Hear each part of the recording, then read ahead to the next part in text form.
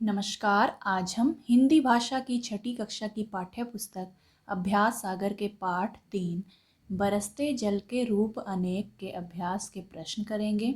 और यह पाठ जो है संज्ञा व उसके भेद पर आधारित है। अगर वीडियो आपको अच्छा लगे तो कमेंट करके ज़रूर बताइएगा और वीडियो को लाइक भी कर दीजिएगा। तो आइए इस पाठ के प्रश्न शुरू करते हैं। तो पहले हम इस अनुच्छेद को देखते हैं। राघव, परमीत, जफर और अमन मैदान में खेल रहे थे।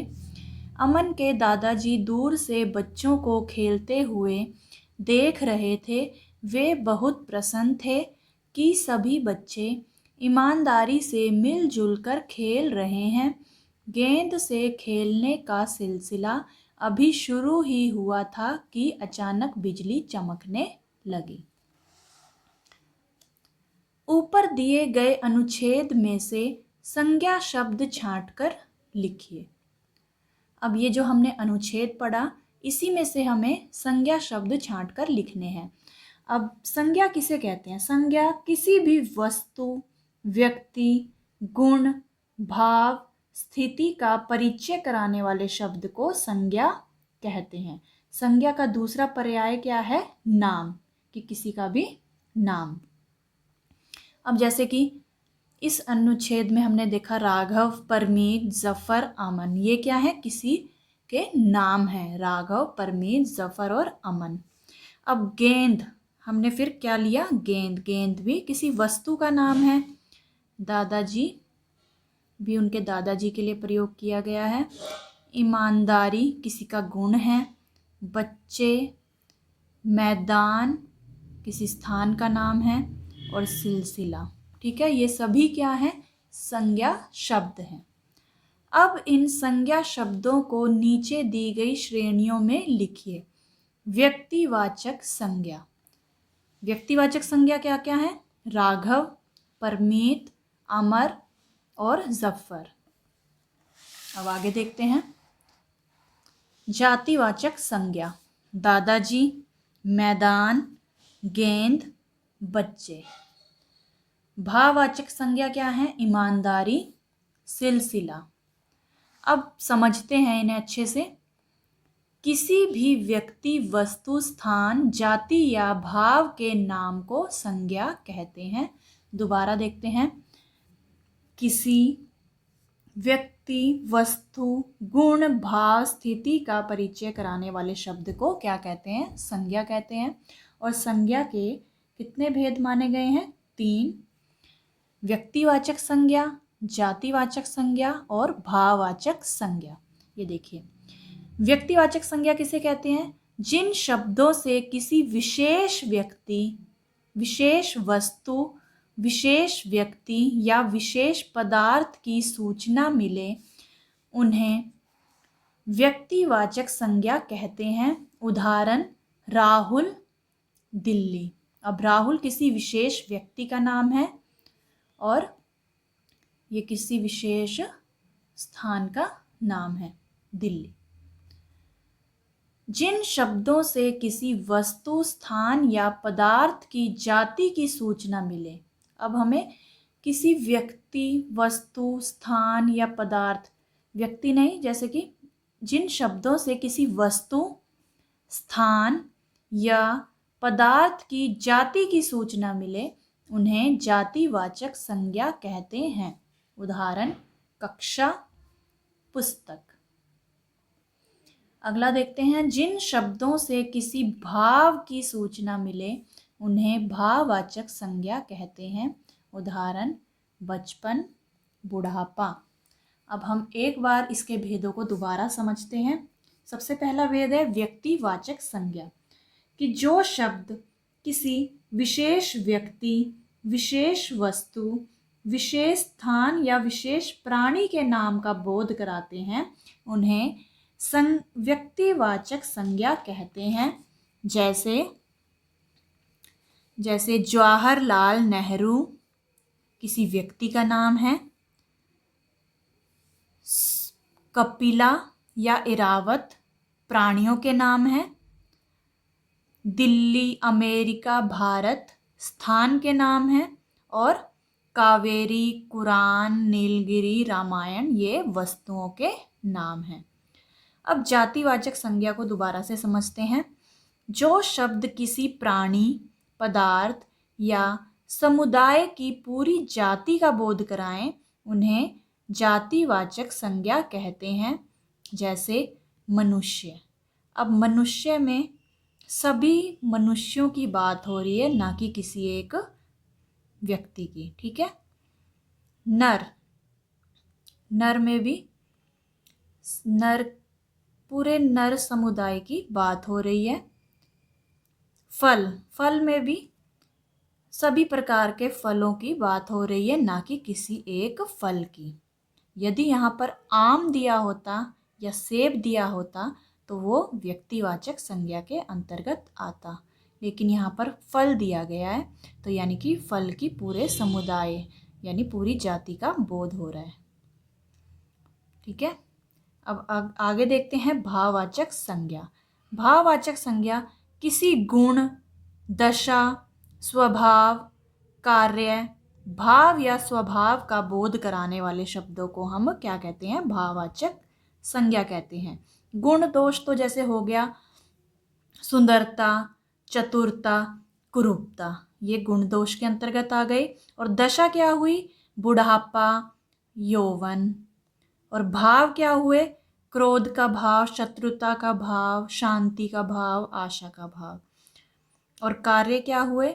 सहायता, प्रशंसा, सलाह आदि। आशा करती हूँ आपको संज्ञा और उसके भेद अच्छे से समझ में आ गए होंगे। अब आगे बढ़ते हैं। नीचे दिए गए वाक्यों में व्यक्तिवाचक संज्ञा शब्दों पर घेरा लगाइए। अब हमें व्यक्तिवाचक संज्ञा शब्दों पर घेरा लगाना है। पहला वाक्य पढ़ते हैं। सभी लड़कियों ने मीना को उसके प्रथम आने पर बधाई दी। तो इसमें मीना क्या है? व्यक्तिवाचक संज्ञा, किसी विशेष व्यक्ति का यहाँ पर नाम दिया गया है। रवि ने छोटे बालक को डूबने से बचाया। अब इसमें रवि किसी विशेष व्यक्ति का नाम है। दिल्ली भारत की राजधानी है। अब इसमें दिल्ली और भारत दोनों पर हम घेरा लगाएंगे, क्योंकि दिल्ली और भारत दोनों ही किसी विशेष स्थान का नाम है। अमन दौड़कर घर में घुस गया। अब अमन किसी विशेष व्यक्ति का नाम है, तो ये व्यक्तिवाचक संज्ञा के अंतर्गत आएगा, इसलिए अमन पर हम घेरा लगाएंगे। ताजमहल बहुत सुंदर है। अब ताजमहल किसी स्थान का नाम है, विशेष स्थान का नाम। अब जैसे ही हम ताजमहल बोलेंगे तो हमें सीधा आगरा के ताजमहल की ओर हमारा ध्यान जाएगा, तो हम इसका मतलब हम उस ताजमहल की बात कर रहे हैं, तो वो किसी विशेष स्थान की हम बात कर रहे हैं, तो वो व्यक्तिवाचक संज्ञा के अंतर्गत आएगा। अगला प्रश्न, नीचे दिए गए वाक्यों में जातिवाचक संज्ञा शब्दों पर घेरा लगाइए। अब हमें जातिवाचक संज्ञा शब्दों पर घेरा लगाना है। पहला वाक्य है, पक्षी चहचहा रहे थे। अब यहाँ पर पक्षी जो है जातिवाचक संज्ञा है, क्योंकि इसमें सभी पक्षी की जाति का बोध हो रहा है, सभी पक्षियों की जाति का बोध हो रहा है, ना कि किसी एक पक्षी की। यहाँ पर किसी का नाम नहीं लिया गया है, कौवा या तोता या मैना, यहाँ पर सभी पक्षियों की बात हो रही है। ठीक है। सोहन पेड़ की घनी छाया में सो गया। तो इसमें पेड़ क्या है? जातिवाचक संज्ञा, सभी तरह के पेड़ों की बात हो रही है, ना कि किसी एक पेड़ की। यहाँ पे किसी का नाम नहीं लिया गया है कि आम का पेड़ या बरगद का पेड़ या अमरूद का पेड़, तो यहाँ पे सभी पेड़ों की बात हो रही है, तो इसका मतलब यहाँ पर पेड़ क्या है? जातिवाचक संज्ञा है। अगला है वाक्य, भारत महान देश है। तो यहाँ पर देश क्या है? जातिवाचक संज्ञा, यहाँ पर सभी देशों की बात हो रही है, ना कि किसी एक विशेष देश की। ठीक है। वे कुर्सी पर बैठ गया। तो इसमें कुर्सी क्या है? एक जातिवाचक संज्ञा है। हमें हरी सब्जियां खानी चाहिए। तो इसमें सब्जियां क्या है? जातिवाचक संज्ञा है, तो हम सब्जियां पर घेरा लगाएंगे, क्योंकि यहाँ पर सभी सब्जियों की बात हो रही है, ना कि किसी एक सब्जी की। अगला है नीचे दिए गए वाक्यों में भाववाचक संज्ञा शब्दों पर घेरा लगाइए। अब हमें भाववाचक संज्ञा शब्दों पर घेरा लगाना है। नीम के पेड़ की ऊंचाई बहुत ज्यादा है, तो इसमें ऊंचाई क्या है? भाववाचक संज्ञा है। ठीक है। माँ की ममता का कोई मोल नहीं है। अब इसमें ममता क्या है? वो है भाववाचक संज्ञा। रसगुल्ले में मिठास है। रसगुल्ले में मिठास है। मिठास क्या है इसमें? भाववाचक संज्ञा। ज़्यादा काम करने से मुझे थकावट हो रही है। अब इसमें थकावट क्या है? भाववाचक संज्ञा। अब देखिए, अब माँ की ममता का कोई मोल नहीं है। अब हम माँ की ममता को देख तो नहीं सकते ना कि कितनी ममता है, केवल उसको महसूस कर सकते हैं। अब रसगुल्ले में कितनी मिठास है उसे हम देख नहीं सकते, केवल उसे खाकर महसूस कर सकते हैं। और ज़्यादा काम करने से मुझे थकावट हो रही है। अब जिसे थकावट हो रही है उसे ही महसूस होगा ना कि उसे कितनी थकावट हो रही है। तो जिसमें हम महसूस करते हैं, जिसमें महसूस किया जाता है, अनुभव किया जाता है, वो क्या होते हैं? भाववाचक संज्ञा के अंतर्गत आते हैं। देख नहीं सकते हम, केवल महसूस कर सकते हैं जिसे हम, तो वो क्या आएंगे? भाववाचक संज्ञा के अंतर्गत आएंगे। अब कोई कितना क्रोधित है, अब हम उसका नाप तोल तो नहीं कर सकते ना कि वो इतना क्रोधित है। वो तो उसके चेहरे के हाव भाव देखकर ही हमें पता लगता है कि वो इतना क्रोधित है। आगे देखते हैं। नीचे दो खंड दिए गए हैं, व्यक्तिवाचक संज्ञा एवं जातिवाचक संज्ञा। इनमें कुछ संज्ञा शब्द दिए गए हैं। उदाहरण के अनुसार खंडों में व्यक्तिवाचक एवं जातिवाचक संज्ञा लिखिए। अब ये देखिए, जातिवाचक संज्ञा, व्यक्तिवाचक संज्ञा। यहाँ पर हमें जातिवाचक और यहाँ पर व्यक्तिवाचक संज्ञा लिखनी है। अब नदी क्या है? जातिवाचक। और नदी का नाम हमने दे दिया गंगा, तो वो आएगी व्यक्तिवाचक संज्ञा में। अब यहाँ पे पर्वत, सभी पर्वतों की बात हो रही है, और यहाँ पर हमने हिमालय ले लिया, हिमालय, तो व्यक्तिवाचक संज्ञा में आएगा कि किसी हिमालय पर्वत की बात हो रही है यहाँ पर। लड़की, अब लड़की में सभी लड़कियां आ गई, लेकिन बात किसकी हो रही है? सीता की, तो सीता क्या है? व्यक्तिवाचक संज्ञा।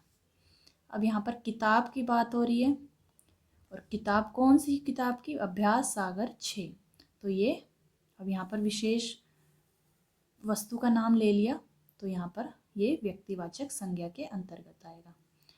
देश, सभी देशों की, यहाँ पर देशों की जाति का बोध हो रहा है। अब यहाँ पे विशेष देश का नाम ले लिया हमने, यानी कि विशेष स्थान का नाम भारत, तो ये व्यक्तिवाचक। लड़का, व्यक्तिवाचक में होगा मोहन। राज्य, सभी राज्यों की बात हो रही है, लेकिन किसी विशेष राज्य की यहाँ पर बात कर दी गई, पंजाब, तो वो आएगा व्यक्तिवाचक संज्ञा। अब अगला प्रश्न, नीचे दिए गए शब्दों से भाववाचक संज्ञा बनाइए।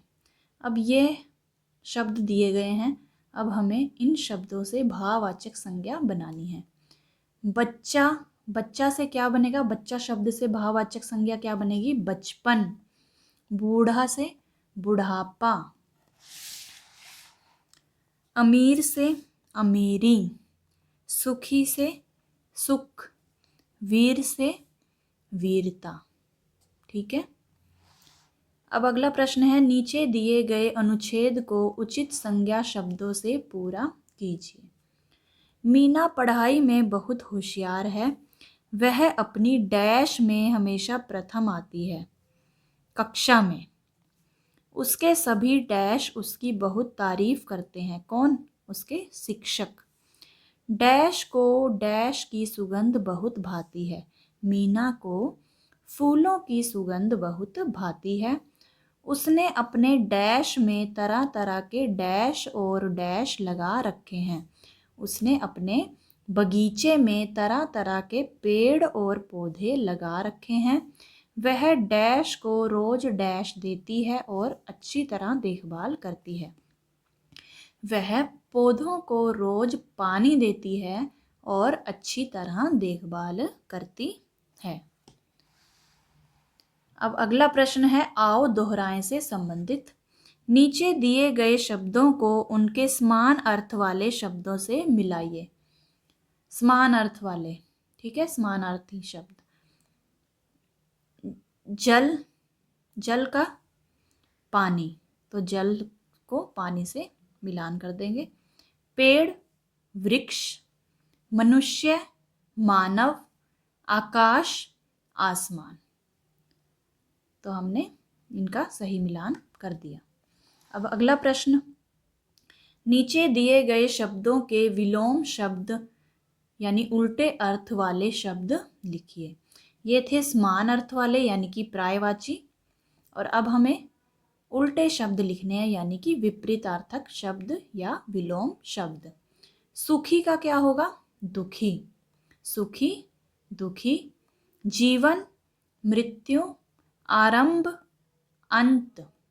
सवाल, जवाब, ऊंचा, नीचा, अधिक, कम। अगला प्रश्न है, नीचे दिए गए शब्दों के लिंग बदलकर लिखिए। लड़की, लिंग बदलना है हमें। अगर पुल्लिंग में है तो स्त्रीलिंग में बदलना है, अगर स्त्रीलिंग में है तो पुल्लिंग में। लड़की का क्या होगा लिंग परिवर्तन? लड़का। नर, नारी। स्त्री, पुरुष। मालिका, मालिन। सुनार का सुनारिन। गाय का बैल। ठीक है। अगला प्रश्न है, नीचे दिए गए संज्ञा शब्दों का प्रयोग करते हुए एक अनुच्छेद लिखिए। ये संज्ञा शब्द दिए गए हैं, इन शब्दों के प्रयोग से आपने यहाँ पर एक अनुच्छेद लिखना है, इसे आप स्वयं लिखिएगा। आशा करती हूँ बच्चों आपको सभी प्रश्न अच्छे से समझ में आ गए होंगे। तो मिलते हैं अगली वीडियो में, तब तक के लिए नमस्कार।